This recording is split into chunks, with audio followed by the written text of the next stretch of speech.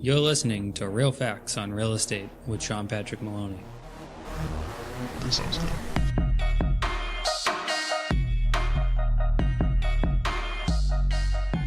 Welcome to Episode 8, Time for an Appraisal. I'm your host, Sean Patrick Maloney.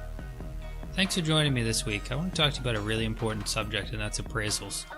With the market being so heightened and it being such a seller's market, it's common that we're going over asking price on offers, and we're having to find out whether they appraise out or not. I want to go over the whole entire process of an appraisal, everything from writing the offer correctly about the appraisal, through going over if you have an appraisal miss, how do you end up adjusting, what it means to the down payment, and what it means to both the buyer and seller. Let's start with the offer process. A lot of agents get confused. They have a mortgage contingency in there that says that the person must obtain a mortgage, so they feel like they have an appraisal contingency. Well, an appraisal contingency and a mortgage contingency are sometimes two and the same, but not always. You always want to have an appraisal contingency when the time is right that you need one. Let's go over why you would need one. So on a mortgage contingency, it says that the client is able to get a mortgage or they're going to be able to withdraw from the offer. So if you have somebody who doesn't have a lot of money to put down and the appraisal misses, chances are it's going to bounce their loan. So it's basically an appraisal contingency because if the appraisal doesn't come in correctly, the mortgage can't happen, therefore the person cannot buy the home. But if you have a client who has a lot of money they're putting down, maybe over 20%, and they end up putting all that money down, and the appraisal misses, well, the money might cover the difference between the appraisal and the mortgage, and that means that they'll get the mortgage, but that they'll pay too much for the property. So you really want to be careful with this. And again, with a heightened market where we're all doing multiple offers, it's common that we're bidding things over appraised value. So let's talk a little bit further about the appraisal contingency.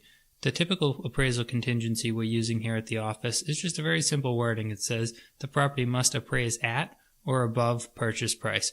What this does is gives us the right to negotiation if we miss on the appraisal. Now let's talk a little further about the appraisal and everything. Let's remember though, market conditions are really going to dictate what we can do as far as the appraisal and negotiating. So let's talk about the multiple offer situation. When we're bidding on multiple offers, commonly we're trying to figure out ways to differentiate our offering versus somebody else's. Sometimes even using cash as leverage to make our offer stand out. One way to make an offer stand out is to drop the mortgage contingency. But if you drop the mortgage contingency, then you might not have an appraisal contingency as well. So when you want an appraisal contingency because you're going to be paying cash and you're worried about paying too much, you put the appraisal contingency in there. It ends up weakening the offer overall. I'm not saying you should suggest to a client not to put an appraisal contingency in, but I am suggesting that you might want to remind them that if it's a multiple offer situation, it may go over appraised price. So some of the things you want to talk about is how long is the buyer going to be there? What's the future of the market in that area? What else could they do besides the appraisal being dropped that could strengthen the offer? I personally don't really like to be on the hook to drop my appraisal contingency just because I feel like no matter what happens in real estate, it always comes back to the agent. Even when we're instructed by our sellers or buyers to do something, they always seem to find a way to say, you never really told me as much as you should have about this part of the process, especially when it misses. The funniest part is we're all bidding on these properties, we're putting all these numbers out, person's perfectly fine with the number, and then some man or woman goes in and does the appraisal, and they're like, oh my god, it's not worth what I thought it was, I'm not going to pay that, and I'm not going to be reasonable and negotiate about it. Well, that's something we want to talk early in the game with them about so that they're already aware that it may miss. So when you're going to be in a multiple offer situation, you're going to be dealing with this appraisal, you're bidding way up, you want to talk to them early and say, what are we going to do when we hit this appraisal? Like if the appraisal doesn't come in at the value, what are we planning on doing? Are you just simply going to walk away because the appraisal goes wrong? Are you going to try to negotiate? Do you realize that because it's a multiple offer situation, there may be somebody just below us that does not have an appraisal contingency? Therefore, we may not be able to negotiate as far as you'd like. What are you going to do then? So going over all those different scenarios may save yourself a lot of work as an agent because if you're going to put it in, you know it's going to go over the appraisal and the appraisal is going to bounce. We're talking somewhere between 15, maybe even 20 days out before you're going to find out this appraisal's off, only to be back at the beginning again. So make sure you think about that. Don't ever just jump into it just because you want to get a deal put together and it'll be okay at the end. Make sure you address it at the beginning. Your comparative market analysis and your research and also your market knowledge will tell you right away whether something will appraise in or not. The other thing that can happen is if you miss on an appraisal, it's not the end of the day. There's some other steps that can be done. Some of the appraisal companies will allow you to send over the comps. Make sure if you're the seller's agent or buyer's agent and you have an appraisal that misses, that you're going to take a look at it and see what did they use for comps. Did they throw something in wrong?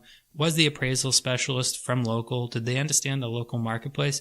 The other thing that may be able to be done is to buy a second appraisal, an independent appraisal. Some of the banks will allow this, some of them won't, so this is something you might need to ask the mortgage broker.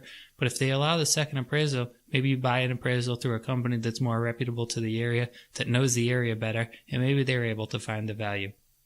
If neither of these work, adding the new comps or a second appraisal, then you might be talking about negotiating the money. It's common for sellers to want all the money and to be really mad when this happens. They always think that their property is worth it and that they're like, where did the bank get this appraiser? He has no idea what he's talking about and everything. Well, as the buyer's agent, if you had the appraisal clause in or you have a mortgage contingency breaking up the deal, this is a point where you want to negotiate.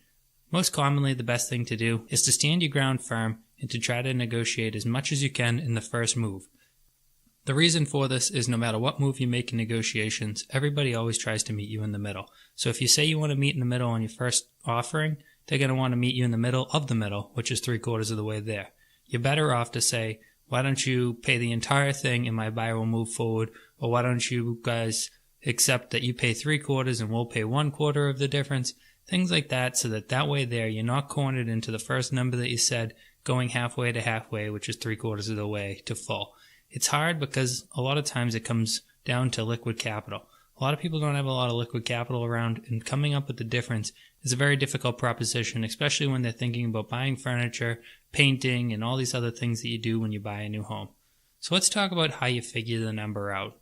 When we're making a multiple offer, let's go over the basis of where does the extra money come from and how much extra money needs to be there. I'm going to do a very easy example numbers-wise just so we have nice square numbers, but this same math can be used for any number. It's a pretty easy equation. So say we offered $410,000 on a property.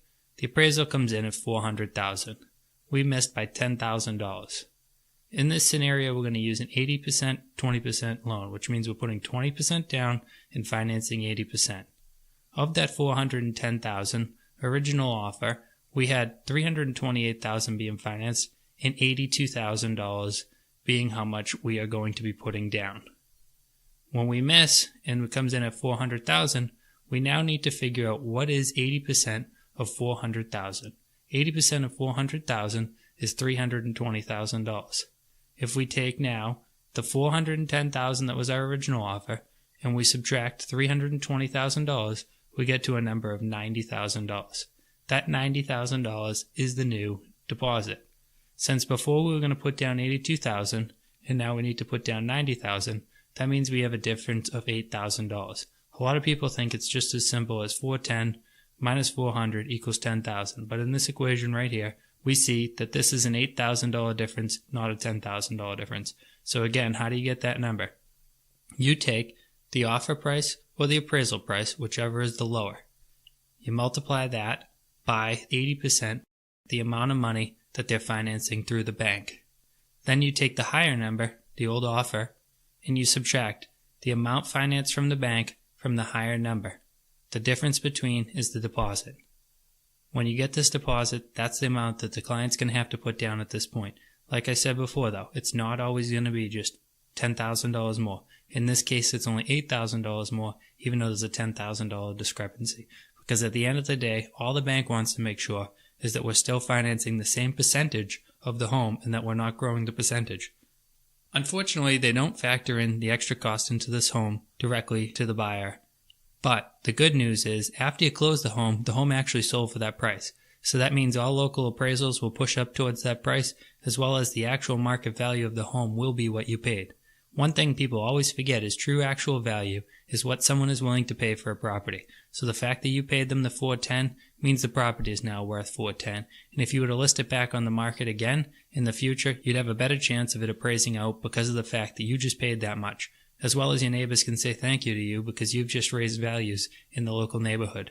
One of the things that we can talk with the people about before we decide whether we want to move forward with something or not, whether it's crucial to drop it because the appraisal goes in wrong or to move on, is how long are they going to be there and what is the market like?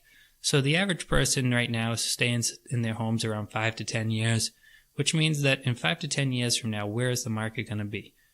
Like everybody, I'd just be guessing and speculating if I said a number, but I can tell you that if you're saying between 5 and 10 years, chances are the value is going to be higher than the value that they paid. Obviously, if the appraisal misses by $100,000, it may be crazy. You might want to think about making big moves on that. But if you're talking missing by 5, 10, 20, possibly even $30,000, even 50, depending on how much money you're spending. If you're spending $1 million to miss by 50,000, it's actually not a huge deal. It's going to end up correcting itself, especially over the 5 to 10 year mark. You might see some fluctuations where the property drops in value and comes back up. Everyone always is fearing this. Everyone's always saying, well, I don't want to pay the most for a property and then have the market tank. It's just like the stock market. If you're not cashing out today, what does it matter what the stock ticker says? Just like if you're not selling tomorrow, what does it matter what your Zestimate or your Redfin number or your CMA says? It does not matter anything. It only matters when you go to pull a home equity loan or when you go to do something where you're going to sell the property. Otherwise, it's just a number, it's just on paper, and I guarantee you if you stay there long enough, it's going to continue to grow and continue to grow your wealth. In the United States, one thing we've always seen is that properties go up and down, but they hardly ever go lower than they've ever been before, and they always go higher. So being invested in property is the best decision you can make.